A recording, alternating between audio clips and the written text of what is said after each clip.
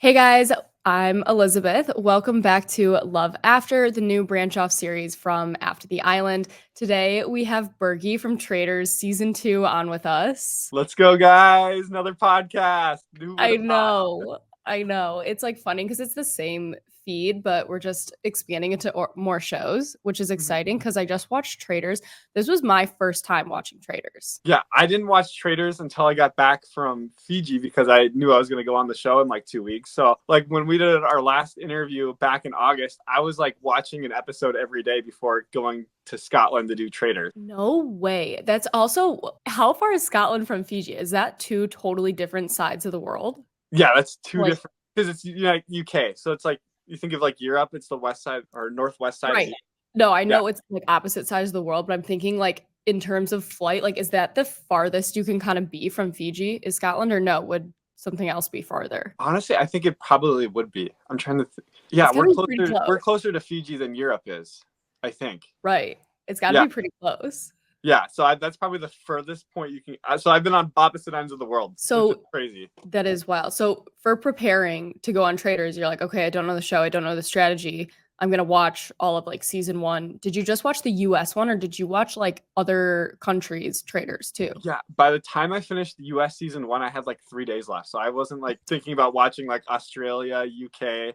Like I was just like, watch US. That's probably going to be kind of like, it's going to be the foundation of whatever they're going to do this year. So like, I bet they're going to change some things up, but this is going to be the foundation. Watch it. And then you never know what's going to change. Did you Google too, like any YouTube videos or like things of strategy? Like for me, when I started watching, I didn't understand the game still because like I didn't watch. Well, I didn't watch season one before watching season two, so I was like, "What does this mean? What is a round table? What is a faithful? Like, what is the fire of truth? All of that." Yeah, and actually, so when I got back, it took me like I'd watch an episode a day, and then when I got to episode 5, I finished the rest of the season all in one sitting because I got into it because it was finally the faithfuls were starting to figure out who the traitors were. So then I was like invested. I was like, are they going to make it? Are the traitors going to make it? Are they not going to make it? And I was rooting for the traitors. I wanted the traitors to win because they're like outnumbered by Right. everybody. So it's just like it was so fun watching Suri take it. And I kind of understood the game from watching episode 5 to the end. And when I did my first interview, I told production to make me a traitor. I was like, guys, nobody would ever expect it. Like, Stop. nobody, I would plow through everybody. And then I was watching season 1, and I was like, I would crumble at that round table. My second interview, I was like, please don't make me a traitor. I know I said that the last interview, I was super confident about being a traitor. I don't think I could do it. Were they just like dying laughing when you came back the second time and said that? Yeah, they were like, okay, maybe we should cast this dude because I don't think they didn't officially tell me I was casted for the show until I flew out to Scotland and I was there for a day. Like they Oh said, we might use you wow. as an alternate. So I never knew Oh. I was actually going on the show, but I was like, still doing interviews, and I think they were like planning on using me, and I think they already casted me, but they said you're going to be an alternate, or you Right. know what I mean? Going out there and telling everybody like, hey, I got casted for another show. Hilarious. You probably sealed the deal with being like, wait, no, I cannot be the traitor. Like watching you in that first episode, freaking out over, like just being nervous of if you're going to be a traitor, like your like testimonial thing. You're like, please don't pick me. I hope they don't pick me. Yeah. And I was like dying how right away you got called out for turning red. And I was like, oh no, they definitely didn't watch Love Island because they would have known and this it, is and it standard was protocol. I can sue another Love Islander, and it was so funny. It was just like we just get out of there, and I was like, Alan just picked the traitors, and I was like, okay, good, I'm safe. I don't have to worry about anything. And then I was like, wait a second, I still have to act like everybody else, even I'm not a traitor. So I still have like a traitor mindset. I was like, okay, I still need to be a faithful, and I need to look like a faithful to everybody else. And I'm like, wait a second, I'm not. But I was like freaking out on the inside, thinking like I need to be a faithful. How do you be a faithful? There's so many layers to the strategy of this game, which I didn't realize until I got to episode like 3 or 4. Like I kind of thought, you have this and then you have this. And then as you see the contestants kind of walk you through, like, okay, I am a faithful, but I got to let people think like I could be kind of either, or I'm right in the middle, or I don't want to be, or I have to make sure I still look like this and I can't say anything too this way because then people won't believe me. And it all just like goes in a circle. Yeah, that's exactly because like if everybody thinks you're faithful, then the traitors are gonna murder you because like that's just like Tamara was such an easy murder because it's like okay that doesn't put it on anybody because we all knew Tamara was a faithful. I stuck around because Phaedra liked me, but like there was no point in keeping me in the game because I wasn't a shield for the traitors. Like they could just murder me any night. Right. and it wouldn't do anything. It wouldn't like, oh, who did Bergie not get along with? So Right. like Peter was playing a pretty smart game of like being obnoxious, and everybody's like, what the heck? So if I ever got to play the game again, well, I'd play it completely different. I could go into that. I'll let you ask more questions, but I'm sure we'll get into it. Well, one of my questions was gonna be, so Dan's gameplay was he kind of like was like quiet, didn't say too much, kind of like held back. And I feel like in a sense that was kind of what you said you wanted to do, like kind of stay, off to the sides, like don't end up in the middle of all the drama, like kind of be off to the side. But Dan's game didn't work out doing that either. How would you say like your mindset of doing that was different from his? Well, I also think Dan's past kind of like preceded him. We all knew he won Big Brother twice, so him being Right. quiet and not like trying to discuss anything with anybody was very suspicious. Yeah. And for me, I really wanted to be like the quiet. I wanted to make it to the end, and then like halfway. No, it wasn't halfway. It was like probably episode 3 or episode 4. I realized it would really suck if I just got killed one night and everybody thought like, oh, Bergie didn't know anything. He couldn't come up with anything. Yeah. He sat around and did nothing. And then he got murdered at episode 10. It's like, well, I want to do something while I'm here and make a statement. Cause it's like, you could get murdered any night. And it would just suck to me at episode 10, not win any money, just making it there. And then it didn't do anything the whole show. Or just, do nothing the whole show and then just get murdered one day and be like, all right, see ya. I didn't get to like make big plays or anything. But I feel like you started to because you developed your alliance and then Peter gives you the shield. How did that like all transpire? Like that must have been so fun getting, like you said, you even walked up to your chair knowing that envelope was going to be sitting there. And it was so crazy. So it was Janelle, Peter, and I were always plotting. Like it was us three. That's why I was so pissed when Janelle left, because we were in the same van going to the castle in Scotland, and we immediately hit it off. She's from Minnesota. I was like, no way. She used to work at Dairy Queen. She got third on Big Brother. I was like, I got third on Love Island. And then Janelle was a Love Island fan, and we were both kind of hoping like there would be another Love Island there. Right. I was like, maybe they got someone from season 2, season 3, but it was the same time during Love Island games too. But I was like, maybe they got somebody that like, so we were both excited talking about who could be there. And we started off, and then she just took me under her wing. She's like talking about strategy right away, what we should do. It's not about getting rid of the traitors right away. It's about just staying under the radar where they're not going to murder you, going to do anything. And so it's like, she taught me so much about playing a reality TV show, like game show, instead like of just game strategy, being an Islander. And I took all that advice to heart. And then, it became like, oh, Janelle's the traitor. And I was like, hell no, she's not. And so like, we came to that table where like, we have to go after Dan today.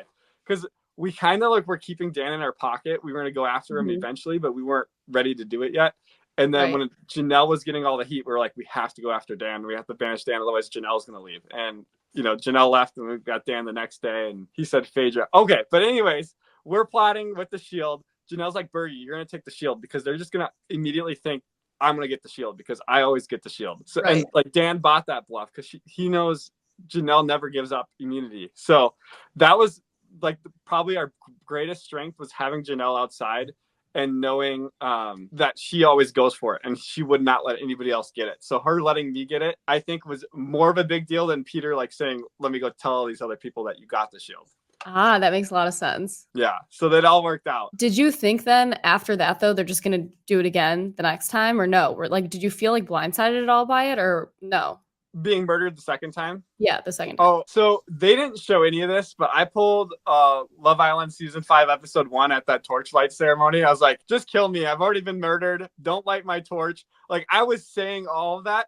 And when we got back to the castle, like, I stressed eat Love Island all the time. I'd like, they had that jar of cookies. Right. And what we did, they had a jar of Oreos at the castle. I just said, kill me, guys. I'm going to eat all these Oreos. I'm going to drink the wine. And that's what they did. And Parvati told me, like, her and Phaedra got into the ceremony, like, we should just murder Bergie. He's already accepted it. I was like, oh, shit. Maybe I shouldn't have gave up. But I pretty much gave up, because it was like, it was either Peter or I. We were like the last two in our alliance, like, that didn't have our torch lit besides Trishelle. And I was just like, this is so freaking stupid. I'm so dead. Like, I've already been murdered once. I'm not being saved again by any means. Right. Everybody knows I'm a faithful. I survived murder. Dang. So if you went back, you would have not done the throw it up in the air. Yeah, like, kill me. Like, I'll be the savior of the group. I really wish I didn't do that. I was just like... Would you have tried to pin it to Peter then, or no? Well, see, I don't know. So if we could go back and do it, I think Peter and I were so devoted to being a faithful because we wanted to win together. And Yeah. now that we know how like the recruits work, if we could go back in time, he would have accepted it, and then we would have banished Parvati, and then he would have recruited me. Oh, Kind yeah. of, like we've talked about that. That's what we would if we could go back in time. That's what we would. I mean, yeah, that would have changed the whole game. Mm-hmm. Peter's traitors instead of Peter's faithfuls. So then who would it come down to, like, to the final 4 then, and then the final 3? Like, if you and Peter had done that and moved into the Traitors. Oh boy. I think we would have killed CT, or I would have kept Sandra and CT around for sure. I was going to use this on Sandra because I thought she was a traitor for a long time. Because the whole Max banishment didn't make much sense to me. And it was like the first night, Larsa and MJ, and like we were hearing Dan's name a lot. And then all of a sudden, Sandra brings up Max could be a traitor with his how he smiled and stuff. So I was like, maybe she defended Dan that night. And then I was like, maybe Parvati recruited Sandra, because I also thought Parvati was a traitor from day one. Yeah. Because you hear about like the Larsa tap. You think I was always thinking about that. I'm like, who would Parvati recruit? I'm like, would she recruit Sandra? Would she not? And I was like, maybe she recruited Sandra just to get the Survivor players under there. So I was always thinking like it was Parvati and Sandra. So I would have kept all the people that could have suspicion on him around. And CT had some suspicion on him because he was so wishy-washy. He wasn't like ever really picking a side. He would just kind of ride the wave. Yeah, well, I mean, it worked for him riding the wave versus some of the other contestants that chose. Yes. Yeah, I mean, to me, like, I didn't see that. And then the whole like fire of truth part of the show where it comes down to it, like if it was you, Peter, and then who do you think like the other two would ended up being? Oh, it's so hard because I know, because there's so many different ways it could shake out. Yeah, because if we ended up doing that, because Phaedra wouldn't be there, we'd have to banish her. We'd have it, and I think Peter still would have got banished. So I think I'd be just standing there alone, freaking the hell out, about to win $250,000. I think I would have kept Trishelle around because obviously she would trust me, and then I would have had to keep someone out of my alliance. So probably MJ was going to make it no matter what. I think we all had MJ making it to the end on her she was never going to be murdered. She was never going to be banished because everybody knew she was a faithful. And I think the traitors thought they could manipulate her wherever they wanted to put her. Like they could use her. And I kind of agree with that. So I think I'd have MJ, Trishelle, and then who else would be there? Hopefully Sandra or CT would be there. And I could convince Trishelle it's probably one of them. Yeah. You know, like think about it. Sandra's on Survivor twice. Like we got. I know. I watched her on Survivor. Like I knew how lethal she was the minute she was walking in, and same with Parvati. Like those Survivor players definitely know how to play a game under like hard circumstances too. Yeah, I have a question for you. Would you ever do Traitors? Oh, I totally would.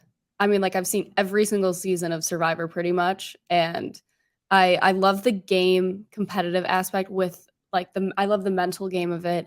And the alliances and the deception, like I love all of that. I thought too, like going into Love Island, there would be more of a gameplay aspect to the show. Like I was obviously the first season. So I was like so ready for all the challenges, like being like, oh, what are we gonna win now? Or like what? Because I had watched Survivor. So I was like, oh, if you win the challenges, you win like reward or whatnot. Yeah. And that's something I think I kind of did with like eliminations. If I was ever in the bottom, I was like, hey, Hannah, would you like save me? Like I was always talking about when like there could be an elimination. It's like, Hannah, like, would you like if I was in the bottom two, who would you save me or would you save the other guy? Like I was always having those conversations in the villa. So funny to think. So I know that you said too on one of your interviews that you had like 20 days and then you like left right after leaving Love Island.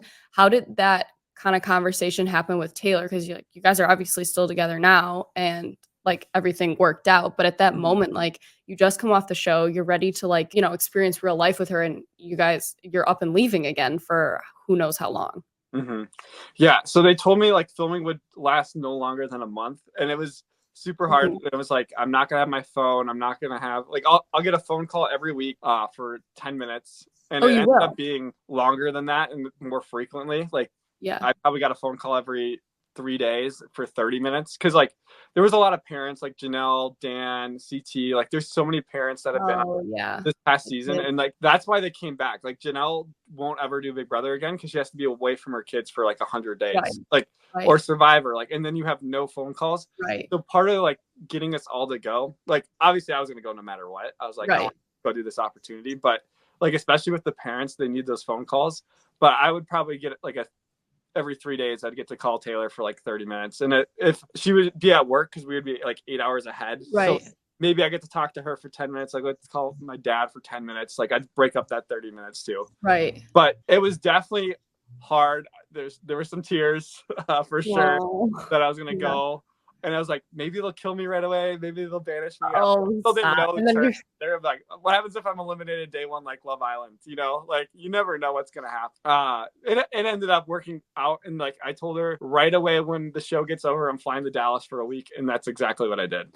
Yeah. Is Survivor something you would ever do? Because I also feel like the same like kind of gameplay is very similar. Yeah, I would definitely do Survivor. I'd definitely do Big Brother. Any reality TV show. Like I'm watching Deal or No Deal Island right now. It's like I would love to do that. I want to start that. I just saw who's the host of that again? It's brand new, right? Phaedra started calling you Bergalicious. Did you tell her that was your Instagram handle too? Yeah, so I flew to Amsterdam, and then I was on my way to Scotland. And I always think, I now looking back on it, they sat me right next to Phaedra on my flight. And so we already started hitting it off right from the get-go. I was like, oh, so what happened was came into the flight. We were obviously in the front of the plane. And she's reaching up. I'm like, do you need help with your suitcase? And I helped her up through the suitcase over. And she's like, where are you going, honey? I'm like, I'm going to Scotland. She's like, what are you doing in Scotland?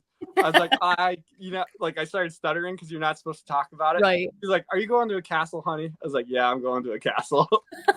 So then I started showing her pictures. I showed her like my Instagram, Bergalicious and everything. So right away I was Bergalicious right from there for like another 3 days until I was in the castle, you know. I saw another interview that you had said that Peter Weber being on it was the one that surprised you the most.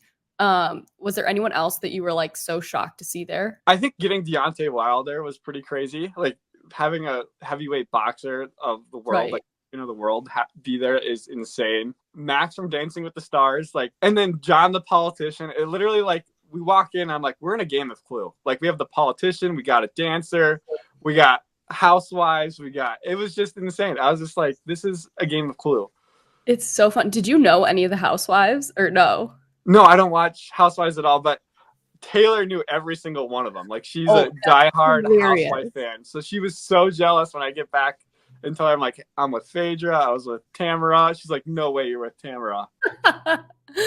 How long was it before the show then aired? So we finished filming in October, but I was already gone by then. I would say so October, November, December, 4 months, about 4 months. And so that was completely different than Love Island too, because it like aired when it came out. So I could tell people, yeah, I went and did another TV show, but I couldn't talk anything about it. Right, because like you get off Love Island, you can just talk about it immediately since it's like basically live. Mm-hmm. If you had to pick people from your past season of Love Island and put them on the next season of Traitors, people who you think would do well, who would you send to the show, and would you make them a traitor or a faithful? I'd love to see Cassie as a faithful. I know she'd get mad, and like just thinking about like the casa, and like if she was like either on it or off of it and just called someone out, I would absolutely love to see that. I think Imani would do good. Oh yeah. I don't know. I think she could do good as a traitor too. I could just see her. Yeah, I think she would well as a traitor. Who else? Great question. I think I'd love to see Hannah on there. Mm-hmm. Marco, of course. I'd like to see Marco as a faithful because I could see him losing his mind. Like, if Marco can't figure stuff out, starts getting a little upset. So it'd be awesome to see him. And just have to balance that without people like thinking he's a traitor. Mm-hmm. Yeah, it would be insane. My favorite would probably be like if they could do like a Love Island season of Traitors, like bring back previous Islanders, like have me be a traitor, have Victor be a traitor. It's like who would murder Victor? I know. It'd be so funny, or like have like exes. It would be like a little awkward, and like having to work together. I think it would just be kind of funny and awesome to see. I know I always talk about like hypothetical like casting, like rosters of like what I would want to see. So Survivor in the past has done like a fans versus favorites where they bring back, like a whole tribe of favorites or whatever from past shows. It would be fun to see any of these shows do like full crossover of other shows. Like, yeah, they do a pretty good mix, but I think we're just now starting to see the Love Island like mixed into these shows too. Because I feel like for so long they've crossed over the Amazing Race with Big Brother with Survivor, and now we're starting to see more of a crossover with the other shows as well. So it's exciting. Like it would be really fun to see like a tribe of, you know, Love Island people mixed with Traitors people mixed with whatever, you know, going back and competing. So fun to see like your favorite shows, like House Yeah, of it's Villains, so you know, fun. had like the Bachelor, like the Yeah. Bachelor contestant. Like it's just so fun. And like Love is Blind, like you have the Netflix, CBS, Peacock crossover. And I think Peacock's got like the best reality TV right now. Yeah, the Peacock has really stepped it up. Are you excited to see Ariana Madix as the new host of Love Island this summer? Yeah, when I heard that. So this is a funny story. So when I was in the villa, this is like the night where the whole Victor thing goes down, the Carmen things goes down. So I'm like anxious as all hell. And I'm going, America freaking hates me. I've been voted out day one. They probably think I'm some weirdo that can't flirt with girls. And Ariana Madix comes in and she was ecstatic to meet me. Like she was like freaking out. Like I was her like fan favorite. Like me and Cassie were like her fan favorite. Like we came in, we were a couple, and she goes, "It's Bergie," and like she was like trying to hold herself back. And I was like, okay, good. At least I have one fan. Aw, wait, that's so sweet. And now you could Yeah, be one of her first fans too as host. I think she'll absolutely crush it coming from reality TV too. Like a lot of our past hosts, other than, you know, Maya, have been non past reality TV contestants. So I think it will be exciting to have someone kind of like understand, you know, how reality TV goes as the yeah, host. for sure. And like, I think she's watched every season of Love Island, every Yeah, Australia, UK, US. So I think right. she just She kind of knows knows it the format too. And I think she'll know when to ask questions, when not to ask questions, like totally. or when to push the envelope or like not push it at all. Like she's gonna be Yeah. perfect for next year. Like she can maybe even stir the pot a little bit more or like know when not to stir it. Yeah, I think she'll have a really good grasp on like all of the lingo and like you said, just kind of knowing when she can step in more and when to kind of like let the Islanders figure it out because I think some of the past hosts maybe like didn't have as good of a read on the show and how it's, you know, completely laid out and there's no shot like they all went back and watched all 6 seasons of any Love Island, you know. Mm-hmm. And then some of them didn't even have that. Like for instance like Ariel, you know, there wasn't she could watch UK obviously to prepare, but US was going to be a lot different. Who else like surprised you as contestants on Traitors? Like who really like threw you for a loop? Threw me for a loop, like because I thought they maybe were a traitor or were like Or just like thought they weren't going to be a good competitive player and then they came out and they were like really good. And you were like, "Oh shoot, I need to like step it up to be able to hang." Phaedra, of course, because she was like a perfect traitor, like just hiding Right. under the shadow of darkness. Let's see. I thought Johnny Bananas was going to be in the game a lot longer. So that was No. a shocker to me. I know I'm not like saying like they surprised me, but like stuff that happened. CT I thought would be like trying to figure it out more, but he just kind of sat back and I keep going Yeah. to CT. I'm like, CT, what are you thinking right now? And it wasn't that like he would talk game with me, but it wouldn't be like enough to like push me any direction. Right. Like Dan wouldn't talk game at all, and CT was just so wishy washy. And I was just like, I thought he would be more of a better gamer, and I think he was a better gamer. He was just trying to make it to the end, not Right. And not put give too much himself away. out. You know, so he wasn't trying to show how good of a gamer he was until the end, which is Right. a smart strategy. I also thought the same thing with Sandra. I was like, I thought, you know, you've won Survivor twice. I thought you'd be, you know, helping us try to get these traitors out. And I think she was also just trying to make it to the end. It wasn't about Right. getting the Because it's a traitors out totally right away. And yeah, because it's a totally different gameplay. It like yeah, changes with how you watch it. It's such a interesting strategic show because it's very different than the other shows that I've watched. yeah. So I think Sandra's strategy was to be loud in the beginning, so like the traitors didn't go after her right away, like Right. with the max vote, Right. and be completely wrong, and do that in the beginning, and then just go under the radar for a little bit, and then right towards the end of the game, you come back out. And I think that was her strategy because it's not about if you want to win the money, it's not about getting the traitors out because they just get to keep recruiting. So I think that's something I learned from Sandra. It's just you got to banish faithful. So like if I were to play it again, I may just banish the faithful that I think are like the most useless to the group. Yeah. And like So that would be the goal to not be that on your end either. So no one thinks that towards you. mm-hmm. And if I said that, maybe they think I'm like a villain or something. So I don't want to say that either. But like that might be my strategy next time going into. I'm like, who's like the most useless person here? Let's get rid of them before Right. we get rid of a traitor, because it's like you have no idea in those first 3 or 4 round tables who's a traitor. Like you're just throwing out like, oh, you breathed funny, or oh, you said this, and it doesn't have anything to do with the game at all. Was there anyone there that like knew you from Love Island that like could have like a guess of how you were gonna play and have strategy, or no? Were you completely new to everyone there? I Like was completely new. everyone there besides Janelle. Janelle watches Love Island. Okay. Okay. Yeah. Yes. I feel like all the other people kind of had a good sense of like who they were. I was absolutely dying on the very first challenge. You guys are like by the lake tied up and you couldn't get untied. Was that on purpose or no? I don't think it was on purpose, but like we had fishermen tie us up, or like they were dressed as fishermen. Yeah. And my guy tied me way tighter, way more knots than anybody else. At one point, I had Anna's, Phaedra. I had like 4 people helping me untie, and I couldn't move my wrist because he tied it so tight. And while other people, like, they might have tied like a knot, but it was like so loose they got out right away. Like Janelle got out in like 2 seconds. Yeah. I wasn't getting out in like so that was 20 probably minutes. seeded to have you fail right away. Yeah, I think either that or like the guy, whoever tied me up, was like, I'm gonna really screw with this guy, you know.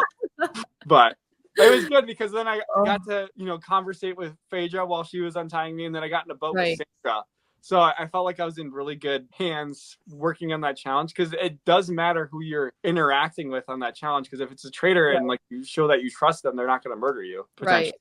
Because like you trust them, why would they get rid of you? How suspicious would you say, like, people that go really hard in those kind of like games challenges, does it make you look the more you try in them? Like, would you say it's like you need to show up as a team player to kind of show everyone like I'm one of the team, or like no, I should be showing my colors that like I just want to win this? I chose the route of just being a team player the whole time, and I think that really benefited me. Like I was like, I don't ever have to get a shield. I'm just gonna coast through this, because I thought the traitors would never murder me. I was hoping they'd think like they could just manipulate me to the end and win the game over me, like, because they thought they were smarter than me. I was really hoping that was gonna happen. The whole season, like, because nobody knew who I was, so I was like, like Dan, like he'd be like, oh, that's just a Love Island kid. I could totally take the money from him at the end. Like he's trust me eventually or whatever. So that's like what my idea was just go in there, act like I could be easily manipulated, and then when I went to my master interview rooms or the beach huts there, I was like, I want to prove I can't be manipulated. So I worked. My strategy was working against myself, because I should have just been more. What's a shield do? Like, so that protects you from banishment? Like, you should have acted more clueless than knowing what I was doing. But how would you compare like the fans coming off of each show, like against each other? Like, would you say the Traitors fans are more like diehard, like on social, like talking about everything that you did, or do you think the Love Island fans were like more aggressive in that way? This is part of what I struggled with, like that 20-day period when I was back home. I went on Reddit, which is like something. No, you can't go on Reddit. Do. You can never go on Reddit. Yeah, I read probably every Reddit thread about me, and it was terrible. It put me in a mood. I was not in the right state of mind for like 8 days of that 20-day period. Like, you know, I read Bergie's probably autistic. Bergie's, you know, a creep. He's kissing all these women without their consent. I'm like, that's a challenge. Like, I didn't really have like, you know, like, so I was reading all that and it was really bothering me. And then I go and do Traitors, and it felt like the Love Island community flipped on like who I was. Like, now they're like, oh, Bergie's smart, Bergie's this. And the Traitors community or fan base, they love to talk about strategy. I still go on their Reddit pages because it's so fun to read like what the best strategy is and what they're saying. But they thought I was super smart, played a really good game, and like, especially when I called out Dan and like what I said about Janelle, I'm like, I think Janelle's just the shield for the Traitors because she goes so hard for the shields. You would think she's a traitor, but the Traitors are only keeping her around for this reason, to banish her. It's interesting you say that, and you should connect with Olivia from Love Island season 3. She won it, and then she went on the challenge. And when I asked her to kind of compare the two audiences, she's like, my challenge fans are way more like die hard towards, like, she's like, I feel like they kind of ride with me more because of the whole like strategic element, versus like the Love Island just kind of liked the like relationship, and it was just more of like a fluff. But she was like, my challenge fans are like, so like they ride with me. Yeah, it's probably like that. I don't know if they would want to see me on Traitors again, but like I would love to do Traitors again. I'd love to do any competition show. Like, I love competing. Wait, did you, and I also wanted to ask you if you watched the recent season of Love is Blind. Taylor and I have been watching it, so you haven't. We're not done yet. We're not done yet. I won't spoil anything. But we have like some people coming on the podcast this week from the season, and I was just wondering if like when you're watching shows now, do you see yourself saying like, oh, they would do well on Traitors, or like, oh, they would be a good faithful as you're watching? No, I don't do any. I never really thought about applying them to like Traitors, but I do think about like production. I'm like, I wonder if production ask the question like that to get them to say that response. Like, I definitely do a lot more of that. I'm like, did production ask them to do that, or are they doing that out of their own free will? Are they replying like that out of their own free will? Like, was that initiated by production? I do a lot more of that now. I'm like, oh, that was production. Totally. Yeah, once you're kind of on reality TV, you can spot those things very easily. Like even while I watched Love is Blind and The Bachelor this season, I was like, oh my gosh, like some things you can just spot so fast and you're like, wow, that was completely prompted by production or cut this way, or this is someone talking in a different room. I bet it's not even about this other situation. Like production can get really smart and crafty and make these shows so good though, because it like without those clips, they wouldn't be like as dramatic or fun to watch as they get. Oh, for sure. And like I think they know how to like produce Traitor, like they know how to produce whatever they're producing. Like they know how to edit it the best way for the audience. It might not feel like the best strategic gameplay wise, but they're gonna show what's most entertaining for everybody at home. Totally. And we even got that with like Love Island games. Who do you think would be good for Love Island games for season 2? Let's do like obviously I like Carrington, but he was only there for like 2 days. Like he was. I know. I think he needs a redemption. He was barely there. There's people that I think they could honestly just do Love Island games again and just keep the same cast, like not keep the same cast, but like bring all the people that barely got a shot. Flow of people, yeah, like Carrington, Kira barely was in there. Yeah, I wanted to see more of Zeta. I'd love to see Sydney and Isaiah both back. Cassie and Leo. Both of them, obviously. Both of them, yeah. Like a lot of Casa people, like Zay from my season. Mm-hmm. Yeah, like, he'd be good. Like he barely got a shot on Love Island, and he's a super great guy. Like I think Zay's one of the greatest guys from my season of Love Island. And I know I'd like to see these people that barely got like enough airtime on their seasons like back over. Like Bella would have been a good one. I was just gonna say, and the guy Bella was dating, even though he's like 30 now, like I don't know, he's like a bodybuilder too.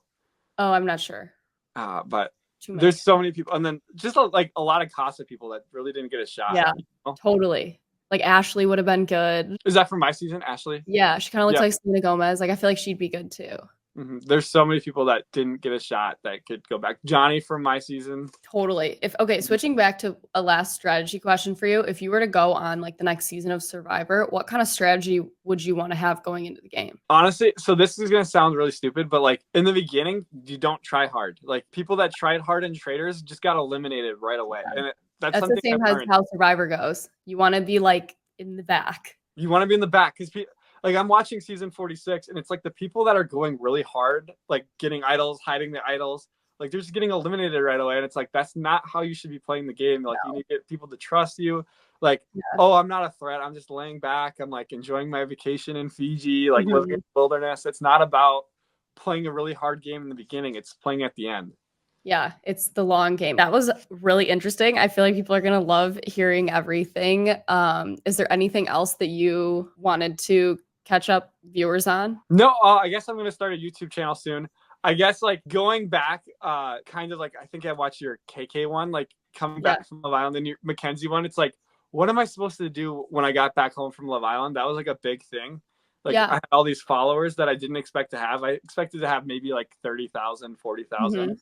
When I was coming back home, not because like I thought I was like a super popular person, just because I got third place on Love Island. I was thinking, I'll probably have 40,000 followers, and I get back at like 90,000, 100,000, and I was like, holy crap! So it's like I had an iPhone 5. I was like, okay, now I need to get a better iPhone because my video quality is terrible for like cameos or anything that I'm doing. And then like, how do I do brand deals? It was like a learning curve right out of the gate. So like I'm finally ready.